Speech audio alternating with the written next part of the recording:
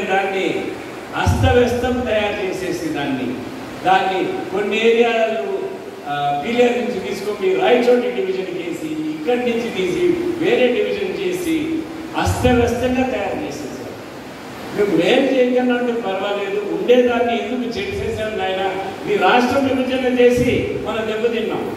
మన రాష్ట్రం పూర్తిగా దెబ్బతినింది రాష్ట్ర విభజన వల్ల. ఆంధ్రప్రదేశ్ దెబ్బతినింది, నా ప్రకారం తెలంగాణ కూడా దెబ్బతినింది.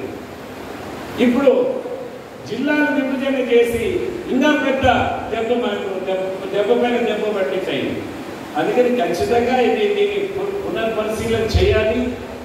చంద్రబాబు నాయుడు గారు కూడా మొన్న రాజంపేటలో చెప్పారు. చాలా పెద్ద సమస్య ఉంది ఆయన. మదన్పల్లిలోనేమో మాకు జిల్లా హెడ్ క్వార్టర్ కావాలనుకున్నారు. ఇంకో పక్క రాజంపేటలోనేమో మాకు జిల్లా హెడ్ క్వార్టర్ కావాలా అంటున్నారు. కోడూరేమో మాకు ఈ డివిజన్ వద్దు, మాకు తిరుపతి డివిజన్ వేసేయండి అంటున్నారు. రాయచేటేమో మాకు కొనసాగించాలా అంటారు. చంద్రబాబు నాయుడు గారు నిర్ణయం తీసుకోండి.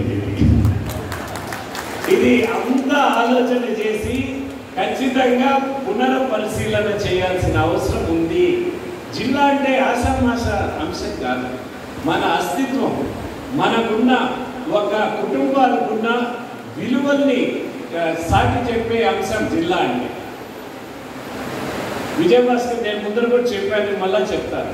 విజయభాస్కర్ రెడ్డి గారు మామూలుగా ఉండే ఎప్పుడైనా మాట్లాడేటప్పుడు చెప్పేవాడు, మీరు చిత్తూరు జిల్లాలో చాలా తెలివైన వాళ్ళయ్యారు సార్, మీరు తిడుతున్నారా పోగొడుతున్నారా నాకు అర్థం కావటం లేదు సార్ అని. 100 సార్లు నేను అడిగాను ఆ ప్రశ్న, 100 సార్లు చెప్పాడు, 100 సార్లు. నేను మదన్పల్లిలో చదువుకున్నానయ్యా, నాకు తెలుసు మీ చిత్తూరులో చాలా తెలివైన వాళ్ళు. ఎందుకు వచ్చింది ఆ విధంగా?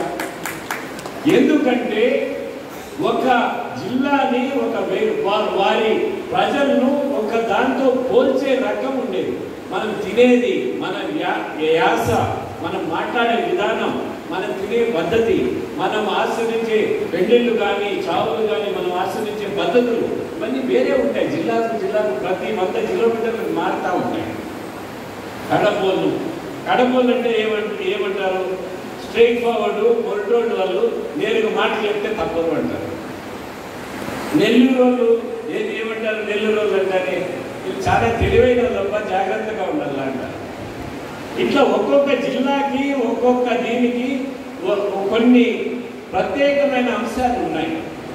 ఇవన్నీ కూడా అస్తవ్యస్తంగా తయారు చేసేసి జిల్లాల్లో అసలు ఐడెంటిటీనే పోగొట్టే విధంగా ఏ జిల్లాలో ఎవరు ఉంటారో నాకు అర్థం కాని పరిస్థితి చేసేది. నాకు 3 కిలోమీటర్లు కాకపోతే కలికిరి నుంచి 3 కిలోమీటర్లు పోతే చిత్తూరు జిల్లా వస్తుంది మధ్యలో. నేనేమో అన్నమయ్య జిల్లా ఉన్నాను. మళ్ళీ 1 కిలోమీటర్ పోతే అది తిరుపతి జిల్లా వస్తుంది. ఇది ఏమి కర్మరానాయనా అని. పాలించేది రాకన్నా అంటే నోరు మూసుకొని మీరు మీ పదవులు మీరు అనుభవించుకుంటే చాలు. ఇట్లా అస్తవ్యస్తంగా ప్రజల్ని ఇబ్బంది పెట్టుకున్నా. ఇటువంటి వాళ్ళని మీరు కొనసాగిస్తారా? ఒకసారి ఆలోచన చేసుకోండి.